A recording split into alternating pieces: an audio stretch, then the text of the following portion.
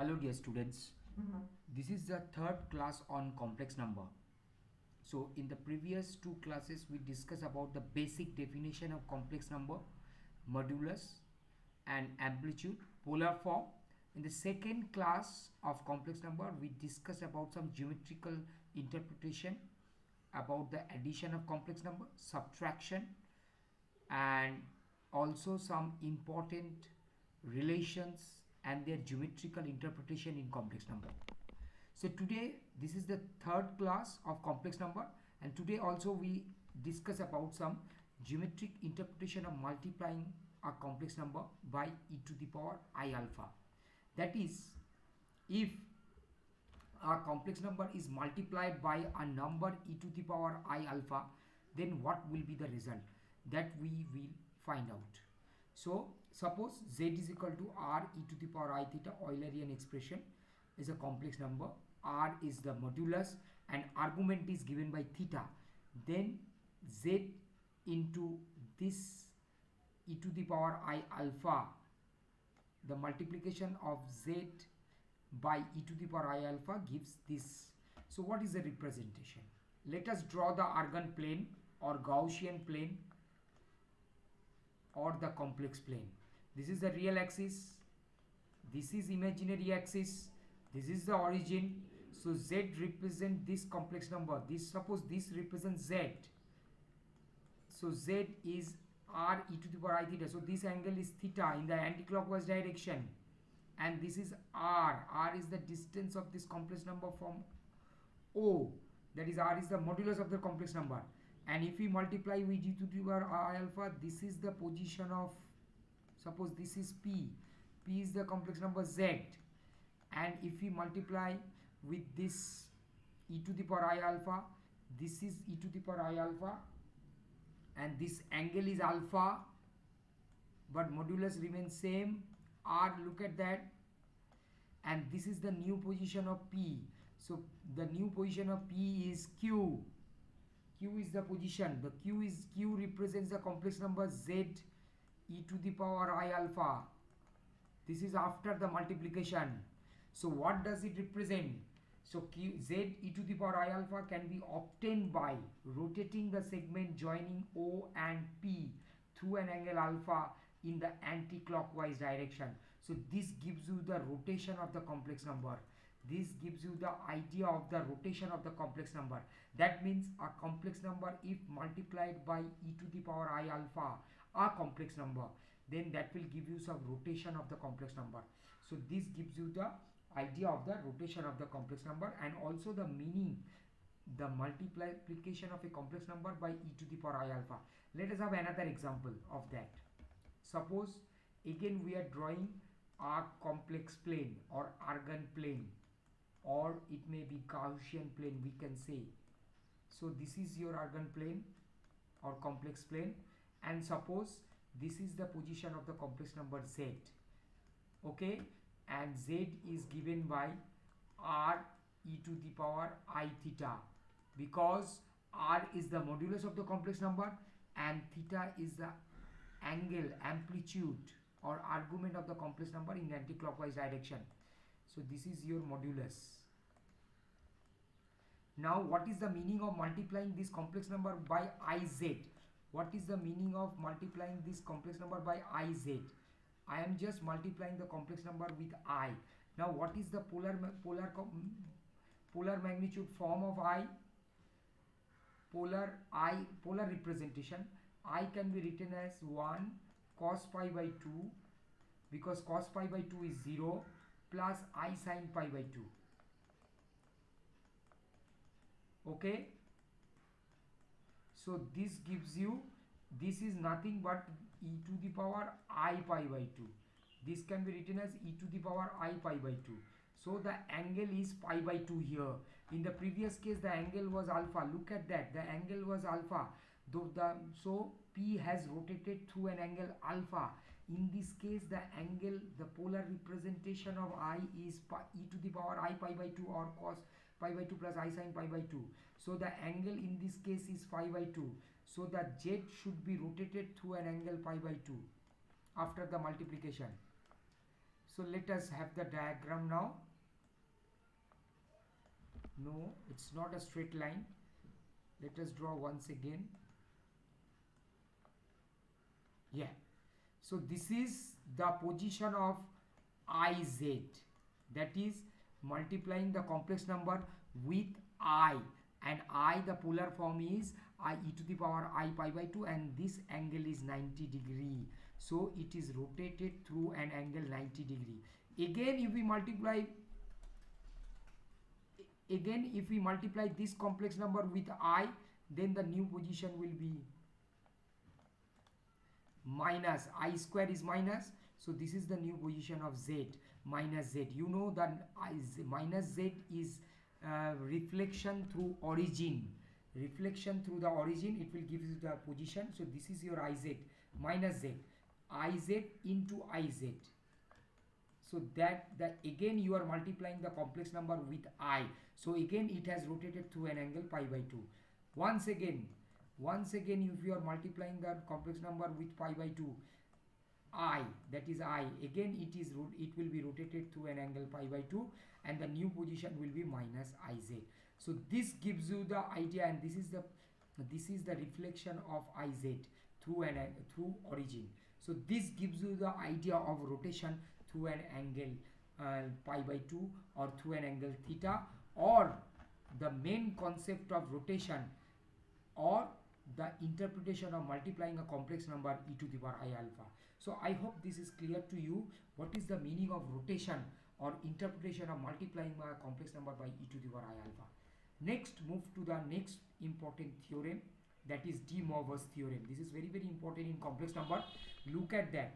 If n is an integer, positive or negative, no problem, it doesn't matter, it is a positive integer, negative integer, and theta is a real number, then e to the power I theta whole to the power n is given by e to the power I n theta, and that is equal to cos n theta plus I sin n theta.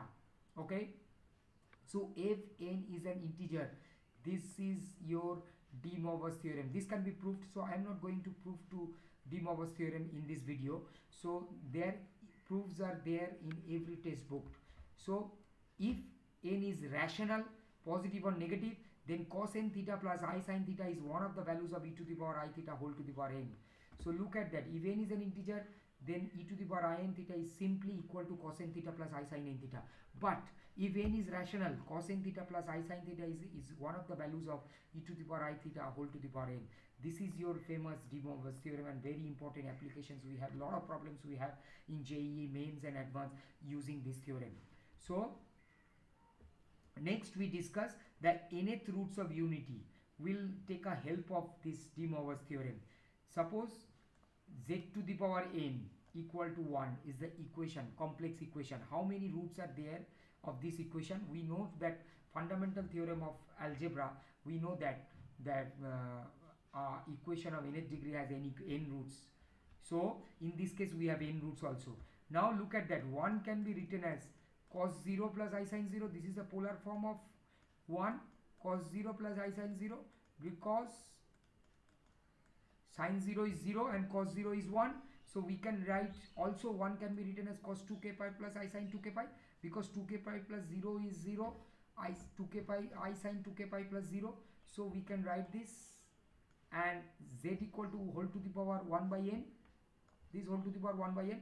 Now this can be written as this, because 2k, because using that, and k equal to 0 1 2 etc n minus 1. Now this k is an integer. Look at that these have the integral values. This gives you the n values, because this is nth roots, so this gives you the n values of this equation. So this can be written as cos 2 pi by n plus I sin 2 pi by n whole to the power k, because k is an integer. This follows from De Moivre's theorem. This directly follows from De Moivre's theorem above. Look at that, the De Moivre's theorem. This follows directly from De Moivre's theorem. So we can write this. Now this, if this is alpha, that is cos 2 pi by n plus I sin 2 pi by n is alpha, then this is nothing but your alpha to the power k. So the roots are, if you substitute k equal to 0 1 2 etc, so the roots are given by 1 plus alpha, alpha square, alpha to the power n minus. This gives you the complete roots of that equation, these nth roots of unity. So where alpha is cos 2 pi by n plus I sin 2 pi by n. Now I will give you the geometrical idea of that. So this represents actually, so let us have the Argand plane or the complex plane now once again. Let us have a unit circle. This is your unit circle. So these values are actually representing the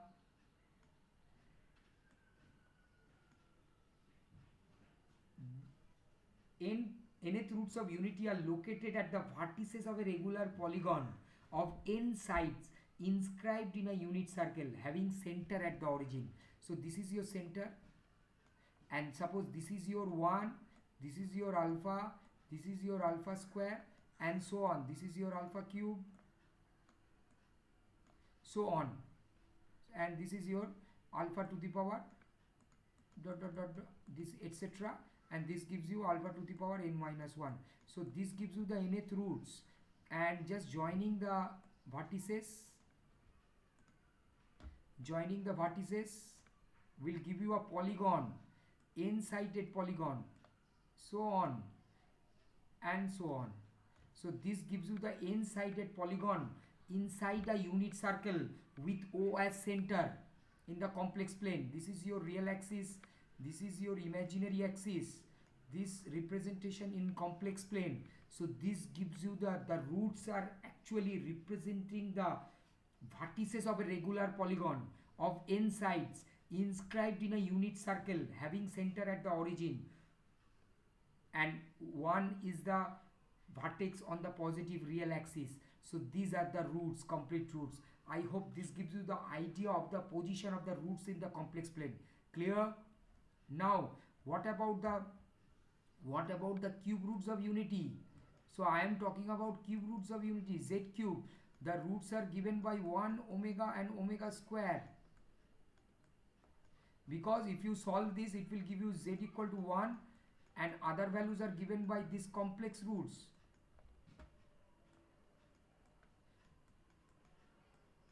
These are the roots 1, and if you take the plus that will give you omega, and minus that will give you omega square. So again if you draw the complex plane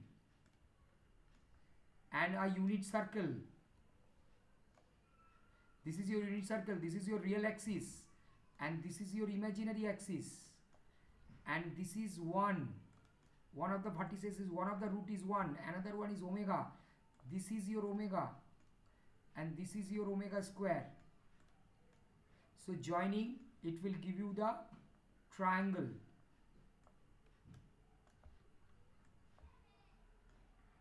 So this is the triangle. That means the vertices of the cube root of unity, vertices of a triangle, the cube roots of unity are, the roots are representing the vertices of an equilateral triangle, vertices of an equilateral triangle.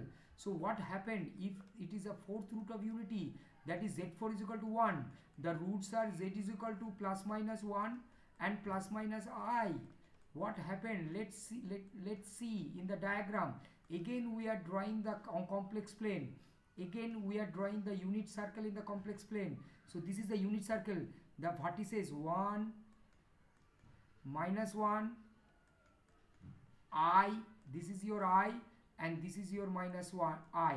That is two roots are on the real axis and 2 roots are on the imaginary axis. So these are the, this is actually a complex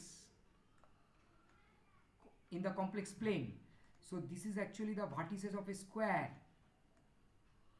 In this case we have a vertices of a square.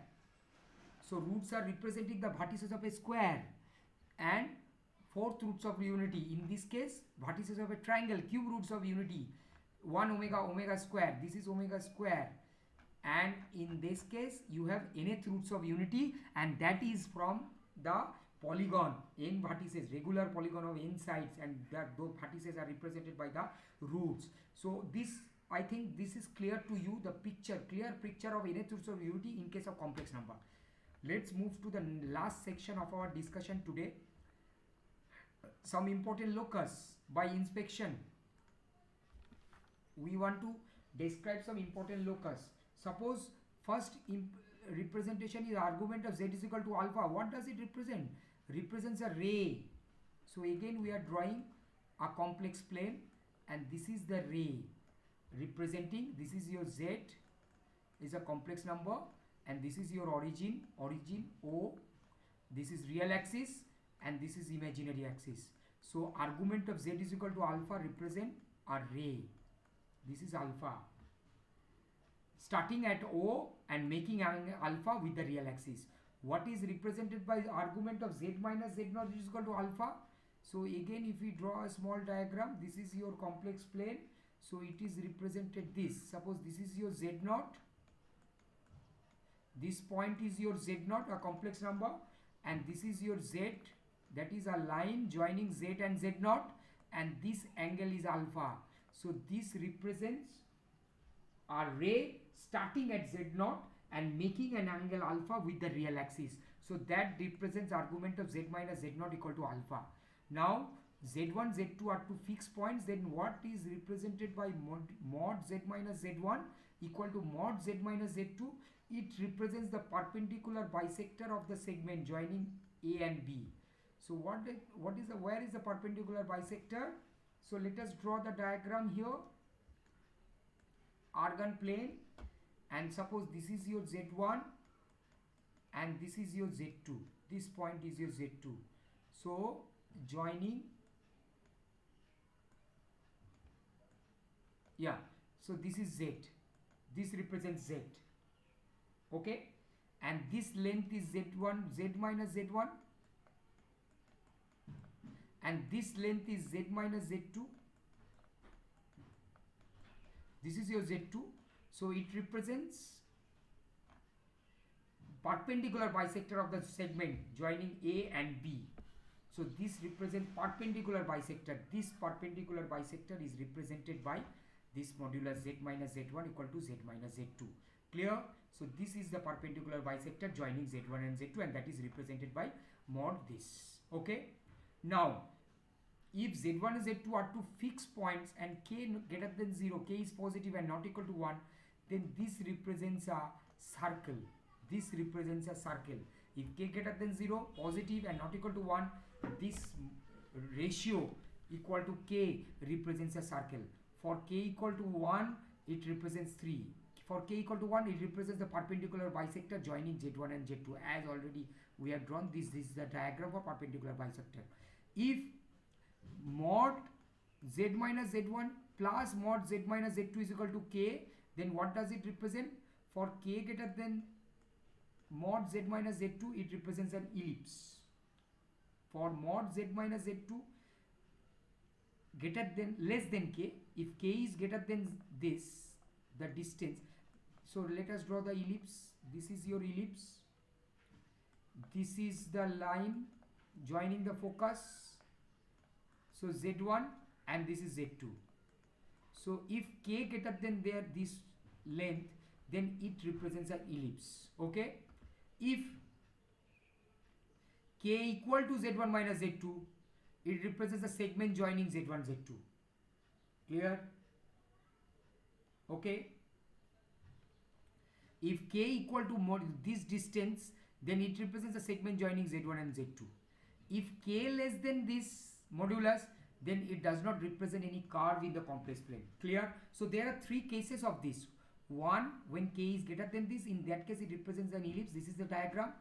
If k is equal to this represents a segment joining z1 z2, any segment, any straight line like this. And if k less than this, it does not represent any curve in the complex plane. Clear? Let's come to the sixth representation. Modulus of z minus z1 minus z minus z2 is equal to k.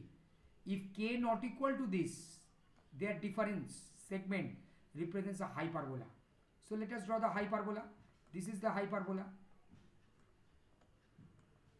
This is your z1 focus and this is your z2. This point is your z2 and this is your z1.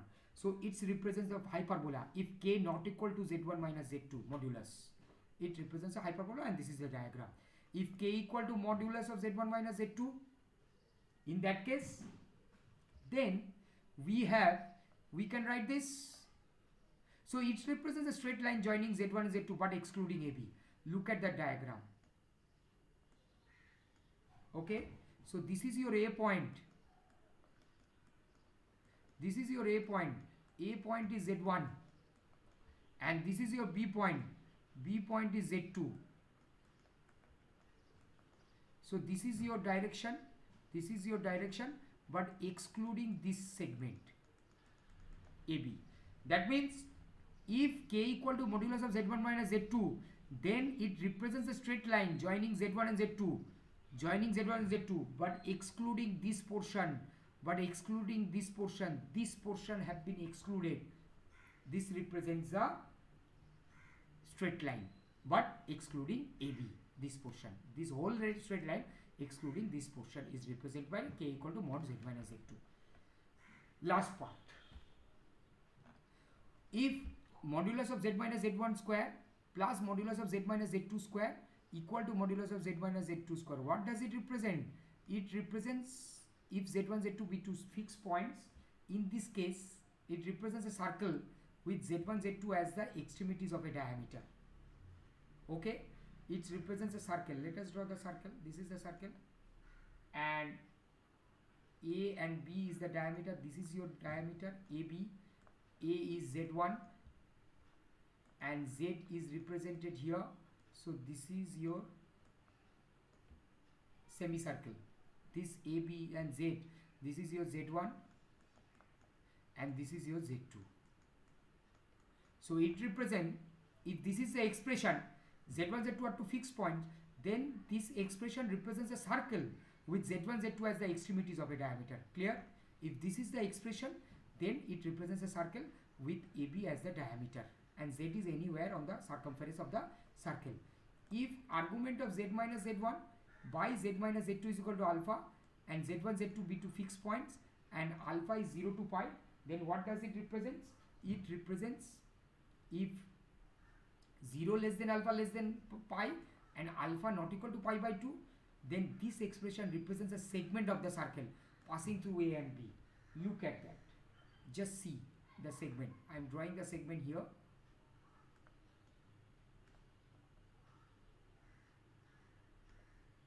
This is the segment of the circle. A, this is your A and this is your B. This is Z1 and this is your Z2. And this represents the segment of the circle. This is your alpha. This angle is your alpha. Alpha is 0 to pi. Alpha lies between 0 to pi and alpha cannot be pi by 2. So this 8, this representation, argument of Z minus Z1 by Z minus Z2 is equal to alpha, represents a circle, segment of the circle. You look at that, passing through A and B. Okay? And if alpha is equal to pi by 2, then 8 represents a circle with diameter as the segment joining this. So this is your alpha in that case. This is your alpha. So in this case, this represents, or this may be the alpha. This is also pi by 2 in this case. So if alpha is equal to pi by 2, your diagram is this one. It is the representation. Okay? And if lastly, if alpha is equal to pi, then it represents a straight line joining A and B and excluding the segment AB. That is already we have the diagram this is represented by 8 if alpha is equal to pi. That means again if we draw the segment excluding the part AB, this part is excluding, this is your A and this is your B.